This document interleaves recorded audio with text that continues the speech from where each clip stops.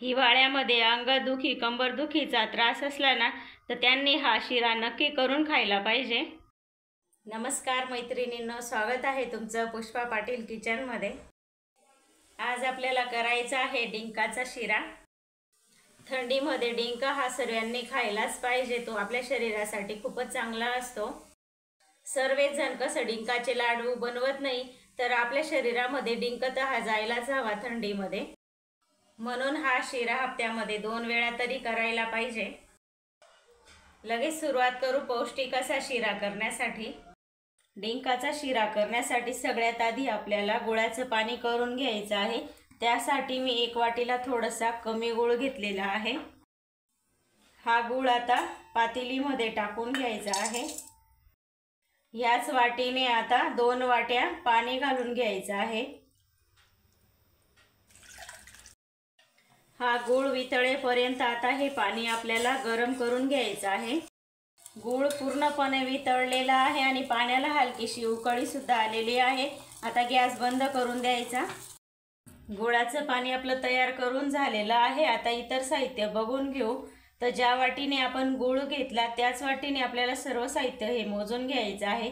तर मी त्या वाटीने पाऊण वाटी तूप घेतलेलं आहे, हे वितळून घेतलेलं तूप आहे। त्याच वाटीने पाऊण वाटी गव्हाचं पीठ घेतलेलं आहे, हे एकदम बारीक असं पीठ आहे, म्हणून मी त्याच्यामध्ये पाव वाटी रवा घालणार आहे। तुमच्याकडे जर थोडंसं रवाळ गव्हाचं पीठ असेल तर ते तुम्ही या शिऱ्यासाठी वापरा, किंवा जर नुसता रव्याचा जरी केला तरी चालतो। डिंकाचा शिरा करण्यासाठी मी इथे कढई ठेवलेली आहे। त्या कढईमध्ये आता घेतलेल्या तुपापैकी 1-2 चमच आपण तूप टाकून घेऊ। त्याच्यामध्ये मी 4-5 बदाम आणि 4-5 काजूचे तुकडे करून घेतलेले आहेत, ते आपल्याला भाजून घ्यायचे आहेत।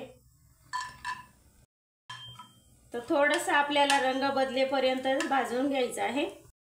काजू बदामाचे तुकडे भाजले गेले, आता हे काढून घेऊ। 1 मोठा चम्मच भरून डिंक घेतलेला आहे, तो आता या तुपामध्ये घालून आपल्याला फुलवून घ्यायचा आहे।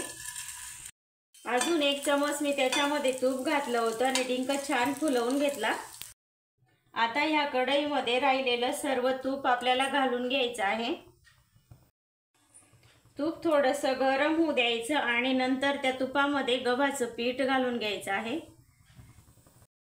पीठ घालण्याच्या आधी थोडंसं तूप आपल्याला गरमच करून घ्यायचं, त्यानंतरच पीठ घालायचं। आता हे पीठ आपल्याला एकदम कमी गॅसवर छान असं खरपूस भाजून घ्यायचं आहे। हे पीठ भाजत असताना आपल्याला अजिबात सोडायचं नाहीये, जर थोडंसंही सोडलं ना तर ते कढईला म्हणजे खाली लागतं आणि खालचं ते पीठ जळतं आणि वरचं कच्चं राहतं, त्याच्यामुळे तो शिरा खायला पण बरोबर लागत नाही। तर बघा, हलकंसं असं भाजून गेलेलं आहे। आता याच्यामध्ये हा रवा घालून घेऊ, म्हणजे पीठ आणि रवा अजून छान असं भाजलं जाईल। हा रवा घालून सुद्धा अजून 2-4 मिनिट आपण छान असं मीडियम गॅसवर भाजू।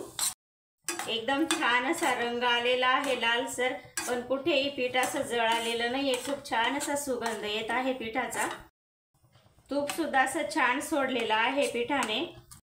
याच्यामध्ये आता आपण जे पाणी गरम करून घेतलेलं आहे गुळाचं, ते घालून घ्यायचं आहे। सर्वच पाणी एकदम घालायचं नाही, थोडंसं पाणी राहू दिलेलं आहे, नंतर घालू। व्यवस्थित असं मिक्स करून घ्यायचं आहे पहिले हे पाणी आणि पीठ। पहिलं घातलेलं पाणी पूर्णपणे पिठामध्ये मिक्स झालेलं आहे। आता आपण राहिलेलं सगळं पाणी घालून घेऊ।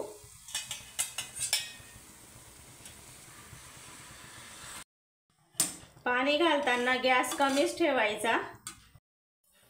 एकदम छान असा आपला शिरा तयार होत आहे। बघा, सर्व पीठ आणि पाणी मिक्स करून घेतलेलं आहे।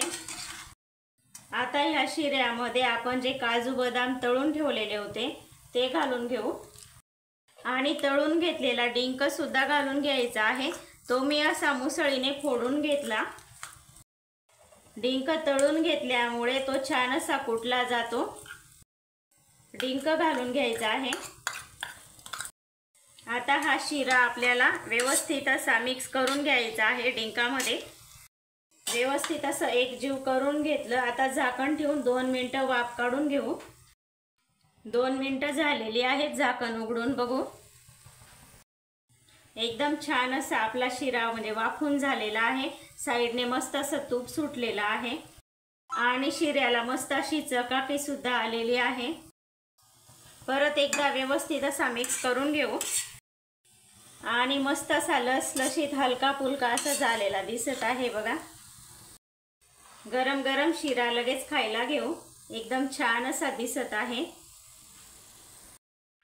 तयार आहे आपला मऊसर आणि लसलशीत असा डिंकाचा शिरा। तुम्हाला ही मऊ लसलशीत डिंकाच्या शिऱ्याची रेसिपी आवडली असेल तर लाईक शेअर सबस्क्राईब करायला विसरू नका। धन्यवाद।